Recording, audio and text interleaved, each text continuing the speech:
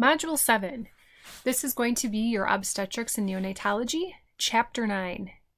Very similar to the last chapter, Chapter 8, with the female reproductive system. You are going to be learning more about, this is going to be dealing with obstetrics and neonatology. So it's going to deal with childbirth, the care of the mother and the baby before, during, and after birth. So you're going to have lots of different types of anatomy that you will be learning, and then also learn some of the medical terms. Neonatology deals with the diagnosis and treatment of disorders of the newborn.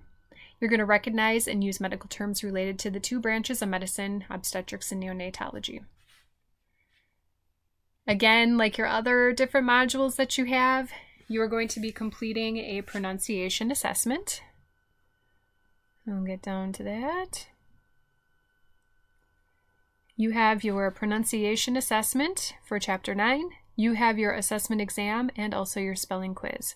Remember, these will not be reset. Make sure that you have enough time allotted to complete them. And go through Chapter 9 first, PowerPoint, and then all of your different activities prior to taking these quizzes.